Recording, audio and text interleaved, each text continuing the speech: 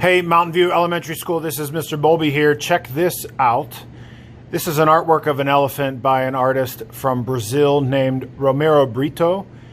And Britto, many think because his artwork is pretty simple and bold, that he falls into the category of pop art. Famous pop artist from Pittsburgh was Andy Warhol. Maybe you've heard of him. But what I notice about this artwork, and I hope it is the same thing you notice, is that Romero has taken these sort of sections. He's broken up this elephant into these sections, and in each of them is a different pattern. So it's just something that repeats. Maybe it's as simple as circles. Stripes are seen often in his artwork. We're going to be inspired by Romero Britto today. When we create our own artwork, it will also be broken up into sections. And in those sections, we will invent and put patterns in there as well. Ours is not an elephant, unfortunately. Ours will be here's my finished example. Ours will be a four-leaf clover, a shamrock for, St. Patrick's Day is coming up pretty soon. I think 2 weeks away. Maybe a week away by the time you watch this video. But I'm going to break down the parts of this drawing and then show you how to divide it into sections and invent patterns. And finally, we'll color with markers. Let's get started by placing a circle in the very center of our artwork. You'll do this later in a bit. And then from there, going up, I'm going to have the first petal of my shamrock. It's sort of a chunky heart, if you ask me what that looks like. I'm going to do the same shape, extend almost to the bottom of the paper as well. And then I'm going to finish by using this line for a little bit and then connecting the sides over to here as well. Again, I'm going to sort of steal this side.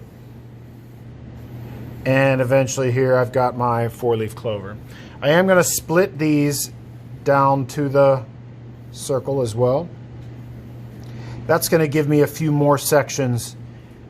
Inside those sections, I'll invent patterns later. And then in the background here, we just need to find ways to break up the space like Romero Britto did in all of his artworks. He gave himself some sections within which to add patterns. So you see I've done that here. Now let's go back to my finished example now that you know how to complete the drawing. I added things like, we talked about this earlier, something as simple as circles or stripes. I went and did a pattern of the first letter of my last name. I added one with B's. I did a little nonsense squiggle up here, just repeated that little shape over and over again. Tiny dots, tiny circles. Again, you can use something over again. You see I did stripes in many sections, but feel free to invent something a little more complicated like the flower or the raindrops here. Eventually, let me bring in my tray of markers here. We are going to be using mostly green because this is an artwork that is sort of in honor of St. Patrick's Day, and you know the color for that is green.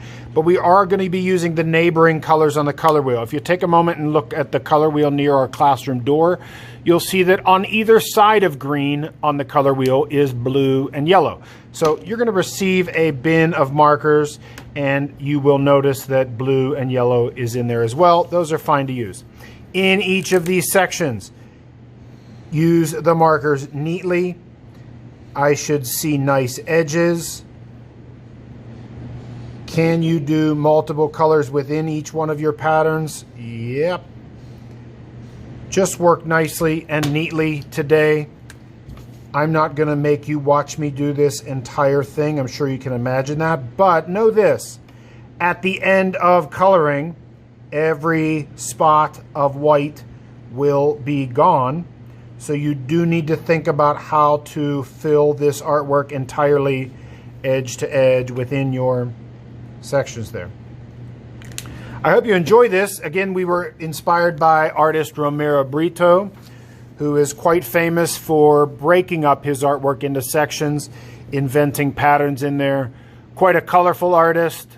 I hope you enjoy this project, and I look forward to displaying these for St. Patrick's Day. Have fun.